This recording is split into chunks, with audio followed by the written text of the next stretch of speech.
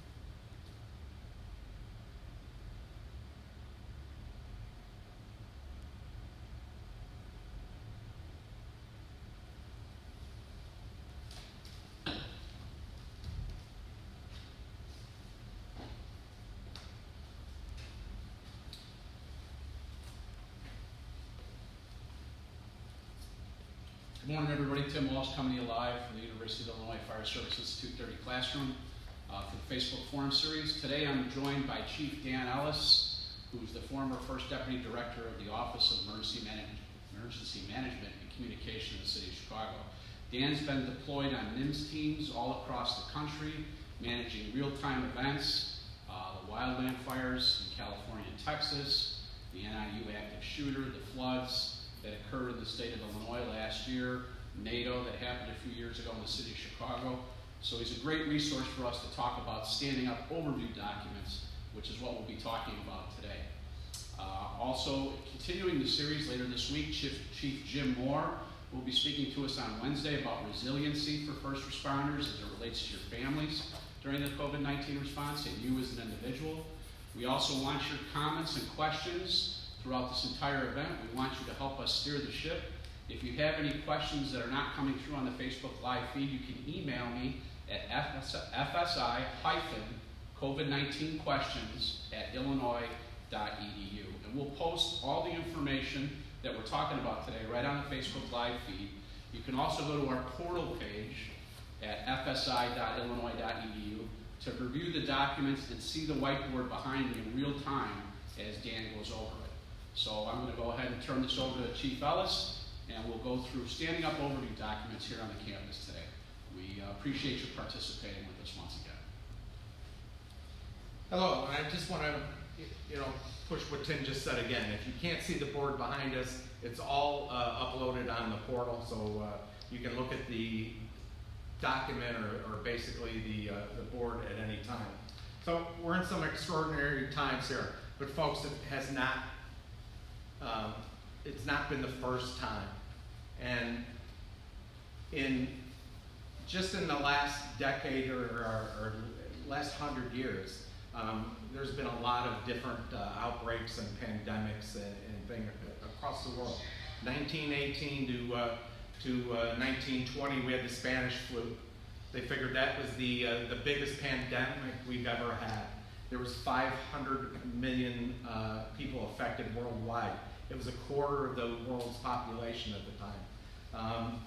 Estimates of deaths went from 17 million to 100 million. In the US, they figured it was almost 700,000 fatalities just in the US alone. More common times, 1957 to 1958, we had the Asian flu. Worldwide, 2 million deaths there. In the US, 70,000 fatalities.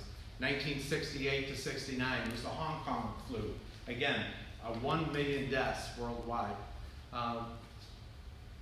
We had a huge SARS outbreak around the world. Didn't really hit this country, but in 2002, 2004, talk to the people in Toronto. Toronto was hit hard. It locked down the city like many of our cities are locked down right now, and it took that city 10 years to recover from some of the issues that they had with tourism and things that affect their economy. A little closer to home, we had the swine flu in 2009, 2010. 500,000 people died worldwide. The Ebola scare that most of us remembered and worked in 2013 to 16, we really didn't have a lot of fatalities in our country, but our country alone spent a lot of money just trying to build up some of the protections that we are now using for this pandemic. And guess what? We're going to have these again in the future. This is not going to be a one and done type thing. It will happen again. So we need to be prepared. We need to learn from our responses now for next time. And part of what we need to concentrate on is communications. Communications, and we'll talk about this pretty extensively, is critical for public safety. It's critical for this response. We're also going to review some of the common forms that we use and some of the briefs that are out there are available to most of you right now, whether you know it or not. And then, once you get that information, what do you do with that information? What needs to be done with that information to make this response good? So, most of the time, things we do in public safety are centered around 3 major points. So it's life safety, and that's both responders and emergency workers and civilians.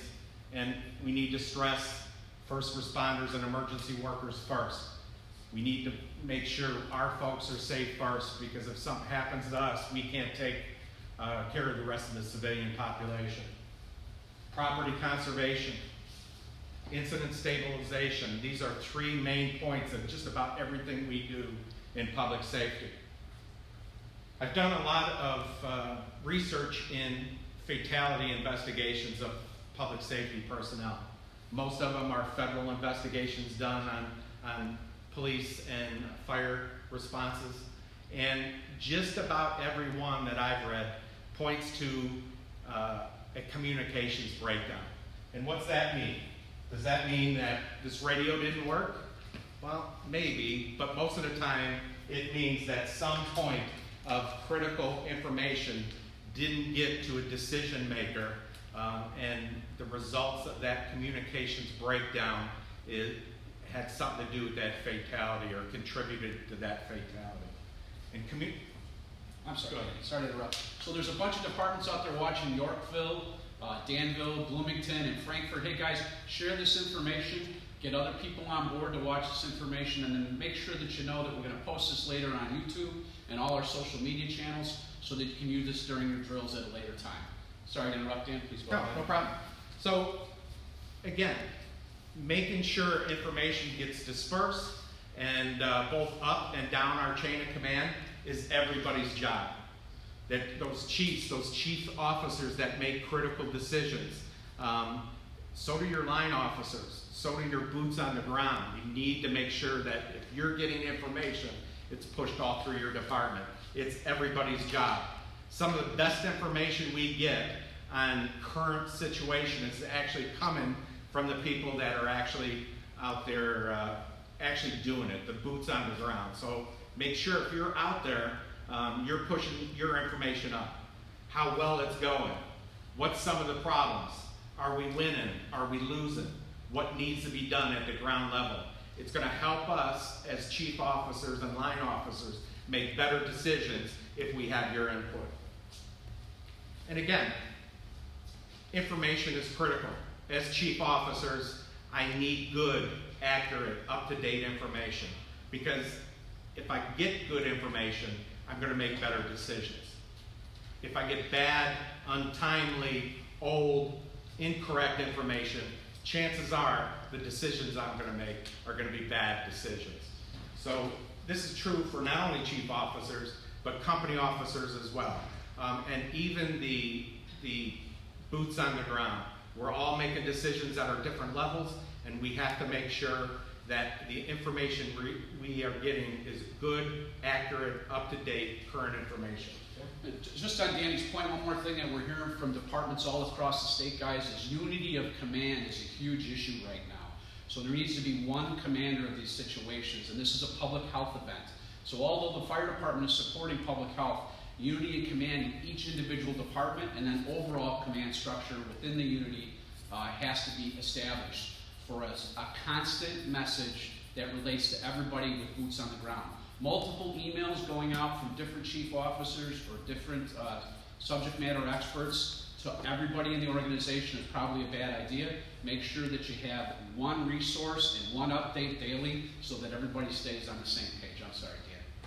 Okay, no, good. And it's a very good point, that unity of command and unity of effort is huge in these type of large-scale responses. We need to make sure that we're all reporting to one supervisor, not multiple supervisors, and we all need to make sure we're unity of effort. We're all moving in the same direction. That's the only way you can conquer most of these type of incidents.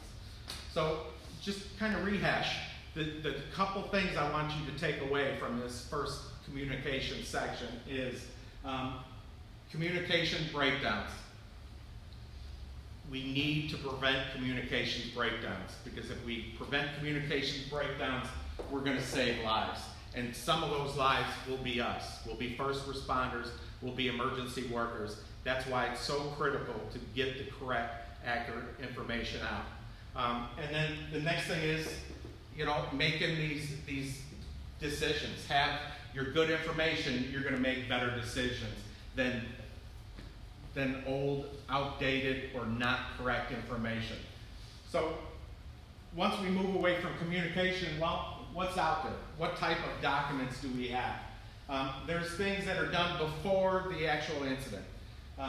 Information that's available to you right now that you can use. Pre-plans, any inspection reports. These are all made for a reason. So we can kind of take a look at all the different issues from this on this response and develop a good, safe guideline on what we want our personnel to do. Those are done ahead of time. So we just need to kind of review these as we're going. And maybe you haven't worked in the public health arena in a long time, so or maybe this is your first pandemic type response or infection control type issue. Look at some of these pre-plans, review them ahead of time, and get your head back in the game. Response procedures and response guidelines, same type of thing. Same thing as basically a pre-plan. Pre-plans are specifically for a building. Response guidelines and response procedures have been developed to keep us safe and to assist with property conservation and incident stabilization. So these documents are already out there. We just need to go ahead and kind of review them before we go. Emergency operation plans. Again, communities across this country have them. We need to take a look at them. If you're sent to a nursing home for an evacuation due to the epidemic, by state law, any healthcare facility has to have some type of evacuation plan. You don't need to invent it now. Take a look at the documents they have.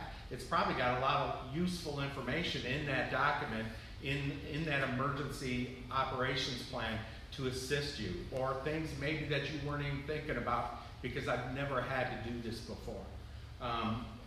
Again, all those documents are already done, they're already out there.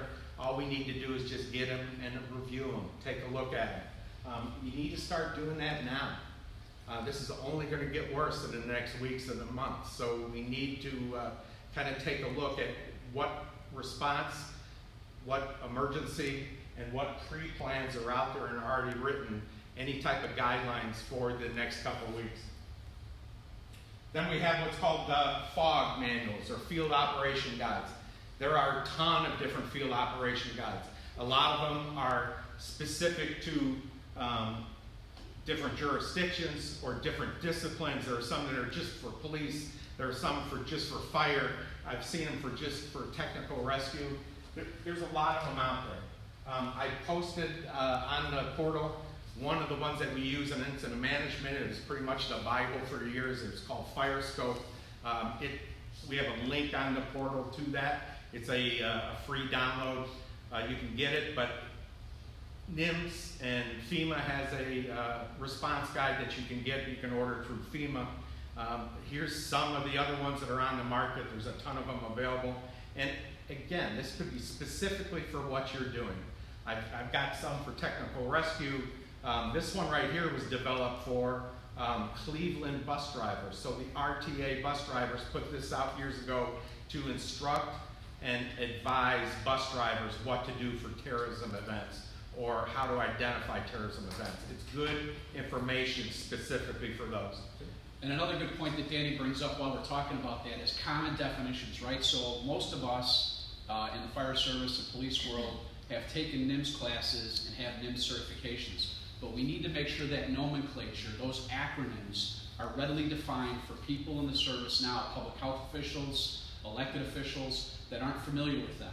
So each time you have one of these meetings, whether it be offline, in a Skype meeting, in a Zoom meeting, or in person, make sure that we have those acronyms identified, especially when we speak to officials that aren't familiar with them, and especially the general population. We need to make sure that we're all speaking the same language. So to use that information and nomenclature sometimes confuses people, so try to be very transparent by the way that you communicate. Please, Dan, go ahead. So again, FOG manuals, there's a ton of them out there. Find one you like, find one that deals with the discipline that you're working in at that time. Cheat sheets are another one. Cheat sheets you make up. So take some of your emergency operation plans or some of your guidelines or procedures and make your own cheat sheet. We did this all the time when I was on the streets. And I still, I had a pocket full of cheat sheets. You just can't remember all the time. It's a good reference at 2 or 3 o'clock in the morning to get your head back in the game of what you're going to. Even when I deploy now, I look at different type of FOG manuals or cheat sheets or briefs that help me get my head back into the game on whatever position I'm going to. I might be deployed on a certain position that I haven't been out in a while, and then again, it gets my head back in the game, kind of reminds me of what I need to be thinking about, what I need to do. They're cheap, they're free. You can write those and make those yourselves. Then we have what's called sit reps. Sit reps are situation reports. It gives you a bunch of great information of current operations. What's going on currently? It really doesn't give you any work assignments or duties, but it gives you a good list of the status of just about everything involved. So it starts with weather, and just about everything we do in public safety, we have to take a look and take into account what the weather is going to be. When I go out to work on any normal day, that's one of the first things I did before I walked out of my house, just to see what I'm going to expect weather-wise in the next 24 hours. It's going to help me make better decisions of what I'm going to do for the rest of my shift based on the weather. But situation reports or sit reps, they're mostly referred to. They're being done every day right now by the state and sent out through IEMA, Illinois Emergency Management Agency, to public health and emergency managers across the state. Many of our counties are also doing them. So you need to get involved. If you're not getting a sit rep from your local jurisdiction or your regional jurisdiction, ask to get on that mailing list. Ogle County, I've been currently working in the EOC in Ogle County. We've been covering 14 different counties out of that emergency operations center. I know every police chief, every public health director, every fire chief, every emergency manager is getting a sit rep every day because we're pushing it out.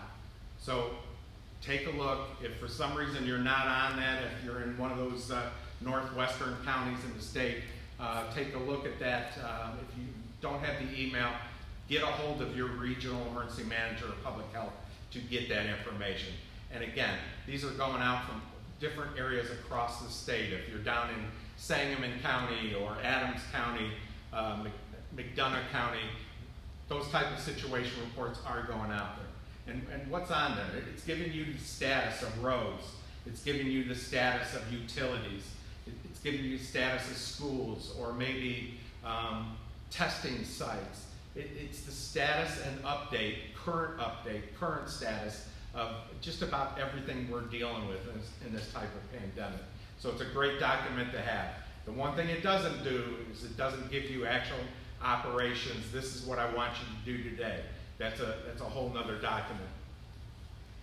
The other thing that we have are called overviews. Not really a NIMS document, but they're used a lot. We use them a lot in the city of Chicago, and they're used across the country too. And that might be a document that maybe you don't have that many units or personnel assigned to the actual event or incident. It just gives you a basic overview of what it is, where it's located, how you get in there, how many people they're expecting to have. It's an overview of the incident. So that way, before you run out the door to an incident there, you kind of have a good understanding of what's going on in your community, in your response area. So take a look at those documents. They're easy to put together and to distribute. Then we're going to talk about more formal documents, and these are briefs. Briefs and IAPs, which is just a bigger brief, basically. They tend to not only give you information of the situation, they go a little bit further. They kind of tell you what the operational goals and objectives are, what we want to get accomplished, what we're doing to get that accomplished, what units we have that are already working, what units that we have ordered up and aren't on the scene yet, what we still need, how our incident's set up. So these are all pretty important, and it's a good document that, let's say you don't have a huge national or huge statewide event. A brief is a good document just to have at the local level. One of the ones that I use all the time is a ICS Form 201. And again, all the ICS forms are linked on the portal. So it's a 201. It's an incident briefing document. It's a 4-page document that you can use in place of an IAP at smaller incidents. Or you can use that before you get there and before, or as you're there, but before that incident management team comes in to assist you with your operations. And it's just a 4-page form. Most of the time it's kind of in a book type thing where it's 2 pages front and back. And it just starts with a quick little, what is our incident? What's a little map? This is just a hand-drawn map kind of showing what you have. And then it talks about what's the situation. Is this a fire? Is this a pandemic? We have to evacuate this nursing home for whatever reason. Then it gets into what's our current or planned objectives. What do we want to get done? What's our goal? What are we going to try to achieve?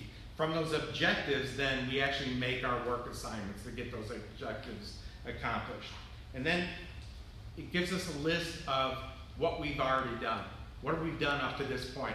From that first 911 call or that first response when we went out the door, what have we done? And how well it's worked. Are we winning or are we losing? You know, I mean, it's a big thing. We have to keep assessing that because we're going to have to make some good decisions about how we can change maybe our objectives or our response. gives us our command structure. It's really important. Timmy's already talked about unified command. You need to know who you're reporting to. This is where you can lay it out. And then the final part is what equipment, what resources have you ordered that are not on the scene yet. It's a 4-page document, folks. Most of the time, your command vehicle, your command van, whatever you're using, has all this information right there. It's even easier now if you're using any type of computer-aided dispatch, where I can just hit a computer screen to give me all the information of everybody that's been dispatched and is on the scene. It's a good document. It's a NIMS ICS Form 201. It's called Incident Brief Form. Everybody should have these in your command vehicles and in your incident command vans. It's a good, quick document. But let's say this is bigger, where that incident brief probably isn't going to be enough. Maybe I've got thousands of personnel that are responding to our incident. Then maybe that's when an IEP should be developed. When we talk about briefs and incident action plans, there's 5 main components for a brief. First one is situation. So what's going on? What's our problem? What do we need to accomplish? What are we doing that isn't working out too well? Or who else do we need to accomplish our objectives and our goals? What's our mission? What's our actual work assignments? What are we going to do? How are we going to get this done? The next part is communications. I've already kind of said how vital communications is to life safety. We need it written down. We need to make sure everybody's there understanding what the communications is. So what's that mean? Does that mean you need to know what frequency you're using? Yes. You need to know what channel you're talking on your radio. If it's an emergency, what do we do? Do we blast our air horns on our rigs 3 times? What's that mean? Do we let it sound off continuously? What's that mean? What's our safety communications? What's our emergency communications? Again, it's going to tell us a lot of information. Communications could also be this. I think we rely way too much on these nowadays, but it's crucial. You need phone numbers. You need cell phone numbers to communicate with some people. I wouldn't rely on them too heavy, but it is important. So a good communications plan is going to have a list of cell phones and ways of getting hold of people other than just on the radio. Support and services, critical. If you look at military history, the people that won the battles were the ones that had good support. The ones that could get the bullets in, the ones that could get the troops in, the ones that can get the tanks in, the food, the gasoline. It's a strategy to win a war, to go after the supply line of the other side. And that's very crucial for us. To win this, we need to make sure we have some type of support mechanism set up. And how do I get the equipment or personnel I need? What's the procedure? And how do I get the services to make our folks right? And what type of service is that? It's not only equipment, it's things like water, it's things like food, it's things like bedding. That's what we need to make sure that we get with our support services. Tim?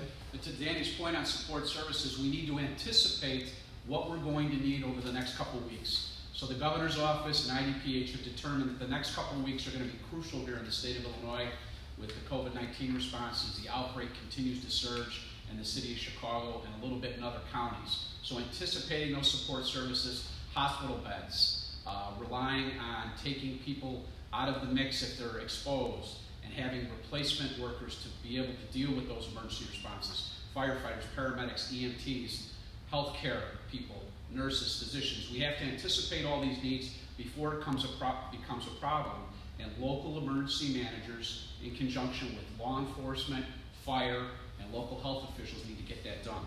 All the information that we're talking about today is on our COVID-19 website. The video will be posted to YouTube later today, And please send any suggestions or questions to the email that's also on our portal website so we can help you steer the ship. Dan? Okay. So our last component of a brief is risk management. And that's all the safety issues, right? And how are we identifying our risks and our hazards? How are we making our people safe? One of our top priorities, keep our people safe. How are we doing that? Can we do that? I mean, there's always a little bit of unknown in our jobs, right? And I get that. It's part of the job. But there's a lot of things that we can do just by identifying some of the risks and some of the hazards and have some mitigation plans. Folks, we are still killing too many of us because we're not wearing seat belts. We're not wearing air packs. We don't have some of our safety guidelines stood up. So we need to correct that. So that's our 5 main components of a brief. Now, as we get into incident management and incident management teams, you're going to see documents that are called IAPs. The initial IAPs could just be that 201 form that I told you about, that initial brief. And as an IMT, that's what I'm looking for when I'm coming on the scene. I need some update situation awareness. And that's the document I'm using. From that document, we're going to go ahead and plan out our next operational period. And to do that, we produce this IAP. It's an incident action plan. It's a multiple page document. It's meant for large events, our 1% events. It's not going to change your day-to-day operations. However you go day-to-day, you can still do that day-to-day. But if you're responding to some type of incident that affects large regions of your area, states, or the entire U.S., like a pandemic, IAPs are probably more appropriate because we have so many responders out there, we have so many public health personnel out there, and they all come into play, right? So it's Tim said earlier, this is a public health event. Fire and police are supporting them. Our dispatchers are crucial to our response. Our dispatchers are our lifeline to get us more help through that radio. So that's crucial. And then our public health personnel, our nurses, our doctors, we need to keep them safe so they can keep the rest of our population safe. And it's really important. The other thing with an IEP, it's the backbone of the NIM system, or the National Incident Management System. It's an outline of how we do this across the country. One of the earlier webcasts, Chief Walsh and Chief Meister talked about a combined technical rescue drill that they did between Chicago Fire Department and the Charleston Fire Department, and how well that both of those teams that have never worked together before, could work together. And that's because the training was the same. I don't care where you are in the state, your technical rescue training is the same. That IEP is exactly the same thing. That incident management system and that use of the IEP, it's done no matter where you go across our country. So if I have to pick up from Illinois and go to Utah, I should be able to fit right in, and that IEP should be the same. If somebody from Utah comes to Illinois to help us with the pandemic, same type of thing. They should be able to plug and play. It's the same exact training nationwide, and we need to do that to be better prepared in our country. So after we have all of our different types of documents, and again, sometimes these documents aren't even written. Sometimes these documents are just verbal talks between your chief and the command staff. Chief Hoff talked about that on the first webinar, where make sure you have chiefs talk to your company officers. That's crucial. But what I really want to remember is you need to bring that all the way down. I need you to take a look at not only your line officers, but then those officers need to tell their crews. They need to push that information coming down from the chief all the way down to the boots on the ground.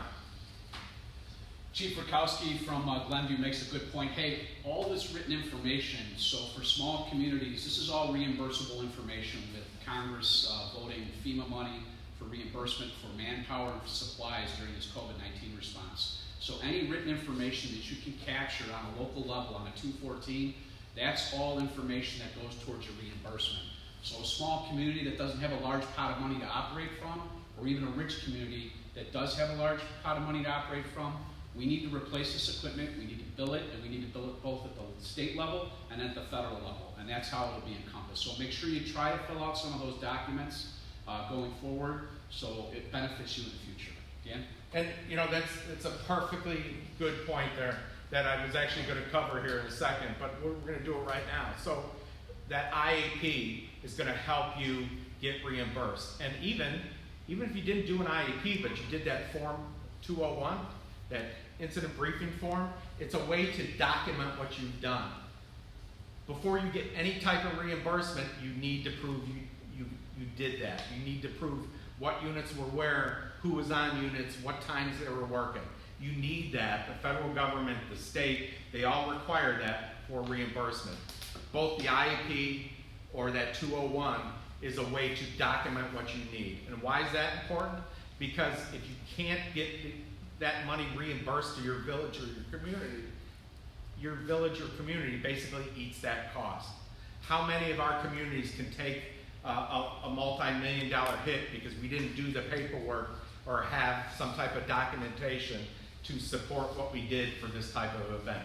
So the best that you can do is make sure that you have sign-in sheets, you have IAPs, you have briefing forms to submit with your reimbursement package to make sure that response or that part of the response gets reimbursed.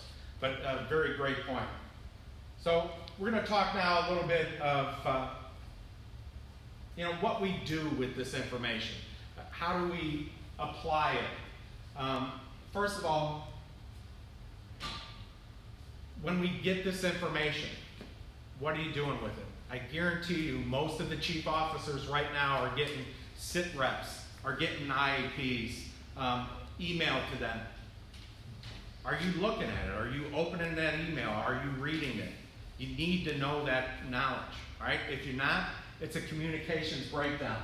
What happens with communications breakdown? We start losing people. We start losing lives.